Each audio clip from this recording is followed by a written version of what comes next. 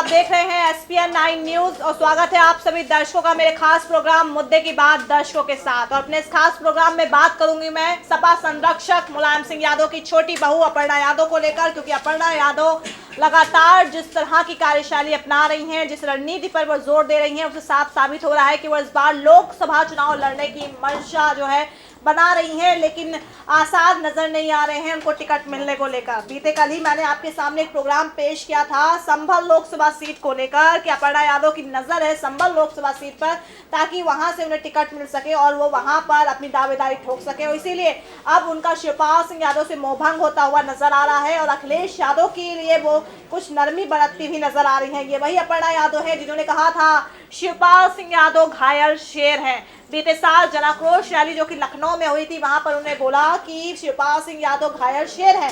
अब शेर है तो जाहिर सी बात है, अगर वो शेर है तो फिर गीदड़ कौन हुआ।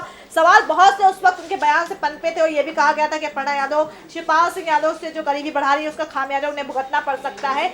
लेकिन अब धीरे धीरे शायद अपर्णा यादव को इस बात का एहसास हो गया है कि शिवपाल सिंह यादव भी उतना बेहतर तुरुप का इक्का नहीं है कि जिससे वो अपना कहीं ना कहीं सियासी जो है आगाज इतना बेहतर कर सके। हालांकि वो आगाज तो पहले ही कर चुकी हैं, लेकिन लोकसभा चुनाव के लिए अपना सियासी आगाज वो करना चाहती है और शायद उन्हें शिवपाल सिंह यादव की पार्टी प्रगतिशील समाजवादी पार्टी अभी उतनी मुफीद नहीं लग रही है।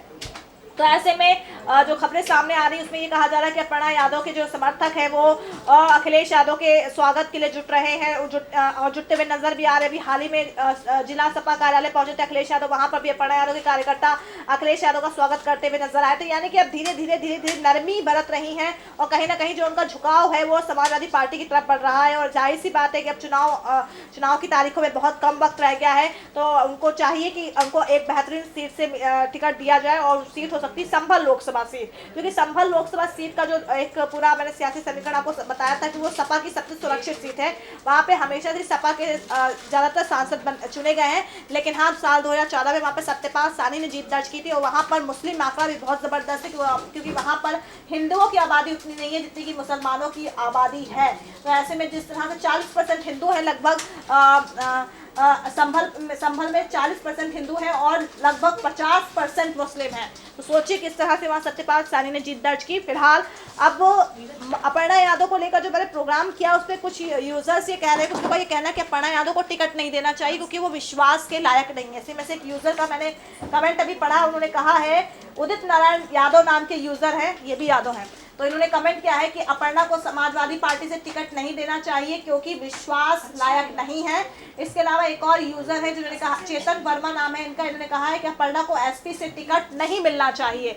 यानी कि ये दोनों यूजर जो कह रहे हैं इनका ये साफ साफ कहना है कि अपर्णा यादव इतनी लायक नहीं है कि उनको समाजवादी पार्टी से संभल लोकसभा सीट पर चुनाव के लिए टिकट दिया जाए। और इसके अलावा हालांकि इन्होंने सीट को लेकर उतना कमेंट नहीं किया, उन्होंने कहा बस उनको टिकट नहीं मिलना चाहिए। यानी कि जाहिर सी बात है कि अपर्णा यादव को समाजवादी पार्टी से टिकट नहीं मिलना चाहिए क्योंकि वो विश्वास के लायक नहीं है। अब विश्वास के लायक क्यों नहीं है ये तो हम नहीं कह सकते हैं, लेकिन हाँ टिकट क्यों नहीं मिलना चाहिए, टिकट क्यों मिलना चाहिए वो पे मैं बात कर सकती हूँ। टिकट क्यों मिलना चाहिए, इसलिए मिलना चाहिए क्योंकि समाजवादी पार्टी में एक महिला नेता की कमी है।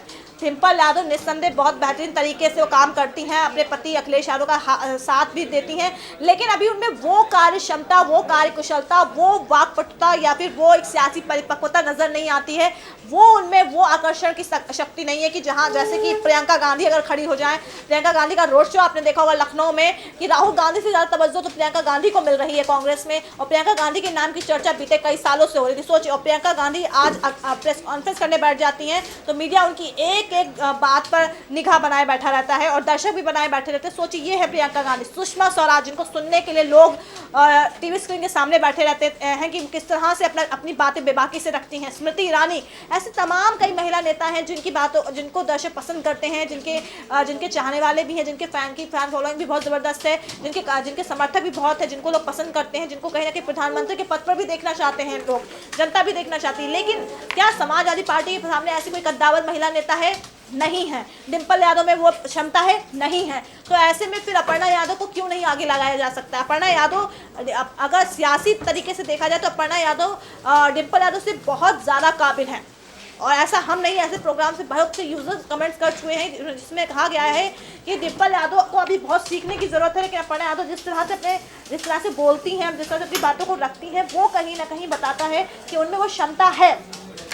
अब ऐसे में वो मुलायम सिंह की दोनों बहुएं हैं, एक डिम्पल यादव, दूसरी अपर्णा यादव। तो फिर और समाजवादी पार्टी में एक तो वंशवाद तो आप देखते ही रहते हो, कम से कम 20 से 22 लोग तो उनके ही कुनबे के हैं जो सियासत में सक्रिय हैं। तो फिर अपर्णा यादव पर इतनी मेहरबानी क्यों नहीं हो सकती है? अपर्णा यादव को क्यों नहीं आगे लाया जा सकता समाजवादी पार्टी की तरफ से? अगर उनमें वो क्षमता नजर आती है, अगर उनको अगर आगे लाया जाता है, वो कर सकती है, तो फिर उनसे दूरी क्यों बना रही है पार्टी? आखिर क्या दिक्कत क्या है? वो भी तो मुलायम सिंह की छोटी बहू है, उनका भी उतना ही हक समाजवादी पार्टी में बनता है। तो फिर उनको क्यों नहीं एक टिकट के जरिए आगे की तरफ बढ़ाया जाए, ताकि वो महिला की कद्दावर नेता सपा की कद्दावर महिला नेता के तौर पर उभरे? ऐसा भी तो हो सकता है, ये भी भविष्य हो सकता है समाजवादी पार्टी का। लेकिन शायद अभी इससे ना अखिलेश यादव इत्तेफाक रखते हैं, ना मुलायम सिंह इत्तेफाक रखते हैं, और ना खुद पार्टी के आला नेता जो है वो इत्तेफाक रखते हैं। अब अपर्णा यादव को टिकट क्यों नहीं मिलना चाहिए? जो यूज़र ने कहा है कि वो विश्वास के लायक नहीं है। विश्वास के लायक इसलिए नहीं है अपर्णा यादव क्योंकि अगर उनको सपा से इतना प्रेम था तो वो बीते साल शिवपाल सिंह यादव से क्यों अपना लगाव दिखा रही थी?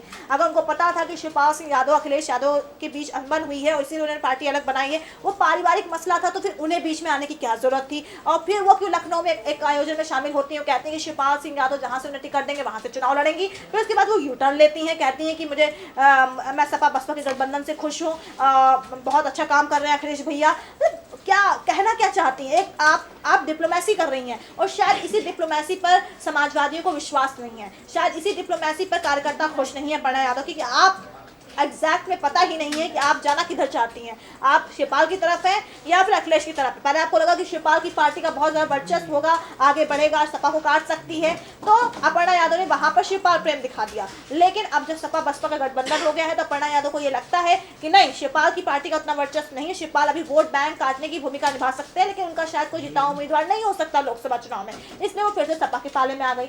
यानी इसीलिए शायद यूजर्स ये कह रहे हैं कि वो विश्वास के लायक नहीं है। लेकिन हाँ, जब तक हम किसी को मौका देंगे नहीं, तब तक हम किसी को जस्टिफाई नहीं कर सकते हैं कि वो विश्वास के लायक है या फिर नहीं है। हालांकि उनको लखनऊ में मौका मिला था, रीता बहुगुणा जोशी के खिलाफ वो हार गई थी, लेकिन इसका मतलब यानी एक बार चांस देने से क्या होगा? उनको लोकसभा चुनाव के लिए उतारती है पार्टी, तो ऐसे में टिकट देना चाहिए। लेकिन यही है कि अगर वो हार गई, मान लीजिए कि वो हार गई संभल लोकसभा सीट पर, तब फिर सपा की तो तू होगी ही होगी, और कहीं ना कहीं बीजेपी को फिर से वहाँ पर सांसद बनने का मौका मिल जाएगा और बीजेपी वहाँ से अपना उम्मीदवार जिता सकती है। और अपर्णा उतना बेहतरीन चेहरा नहीं है समाजवादी पार्टी की तरफ से कि अखिलेश यादव के चेहरे पर विचार विमर्श करेंगे ही करेंगे।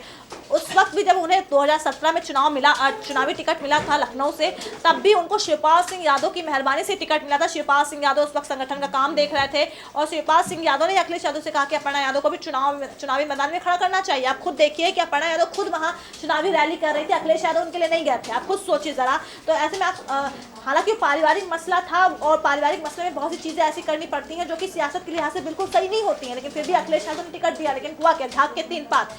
बहुत अंतर, इतना रीता बहुगुणा जोशी और अपर्णा जोशी को जो माफ़ी चाहूँगी, अपर्णा यादव में जो वोट पड़े उसमें बहुत अंतर था। हम ये भी नहीं कह सकते कि बहुत कम अंतर से हारी हैं अपर्णा यादव, ऐसा भी नहीं कह सकते हैं। तो जाहिर सी बात है कि जब आकलन करने में पार्टी बैठती है अपनी जीत का और अपनी हार का, तो जाहिर सी बात है हर प्रत्याशी के वोटिंग परसेंटेज पे बात होती है, प्रत्याशी के प्रचार प्रसार पे बात होती है। अपर्णा यादव भले ही मुलायम सिंह की छोटी बहू है, वो बात की बात है, लेकिन सियासत के लिए वो कितनी मुफीद है समाजवादी पार्टी के लिए, वो भी देखना दिलचस्प है। क्योंकि बसपा से गठबंधन कर लिया है, मायावती किसी भी कीमत पर ये नहीं चाहेंगी कि किसी भी एक गलती की वजह से बसपा को भी खामियाजा भुगतना पड़े, और सपा भी नहीं चाहेगी कि 2014 जैसा इस बार भी उसका हाल देखने को मिले संसद में। तो ऐसे में क्यों वो अपर्णा यादव पर विश्वास करेंगे?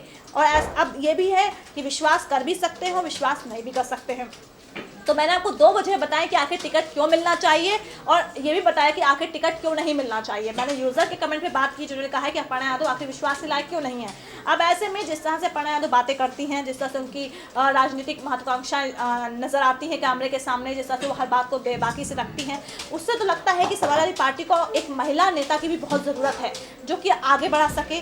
क्योंकि हर पार्टी में देखिए कोई ना कोई कद्दावर महिला नेता, लेकिन समाजवादियों का एक इतिहास रहा है कि वहाँ पे कोई महिला नेता उभर कर सामने ही नहीं आई थी। कुछ होगी 1-2 अपवादी तौर पे, लेकिन अभी तक इतनी नहीं है कि जिनको आगे बढ़ाया जा सके।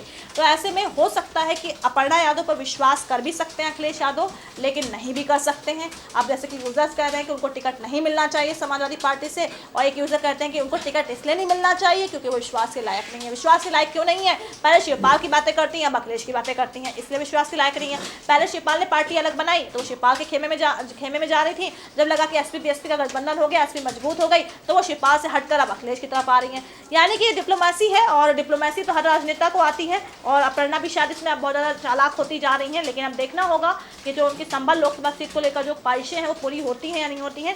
खैर दर्शकों, आप कमेंट बॉक्स में जरिए बताइए क्या वाकई अपर्णा यादव को टिकट मिलना चाहिए समाजवादी पार्टी से, और क्या वाकई समाजवादी पार्टी को अपर्णा यादव को आगे नहीं लेकर आना चाहिए जब क्योंकि उनमें वो क्षमता है, और क्या वाकई समाजवादी पार्टी को एक महिला कद्दावर महिला नेता की ज़रूरत नहीं है जिससे समाजवादी पार्टी का आगे जाके और भी ज़्यादा दबदबा सियासत में हो, और भी ज़्यादा रसूख हो। अगर अखिलेश यादव महिलाओं की बात करते हैं, महिला नेतृत्व की बात करते हैं, तो फिर अगर वो अपनी पार्टी में अगर किसी महिला को आगे बढ़ाते हैं तो उसमें क्या गुरेज है। हाँ, अगर वो ये सोच रहे हैं कि अगर मैं अपने घर में ही किसी को आगे बढ़ाता रहूँगा तो कहीं ना कहीं मुझ पर भी आरोप लगेंगे, तो चलिए आप किसी और महिला को आगे बढ़ा दीजिए।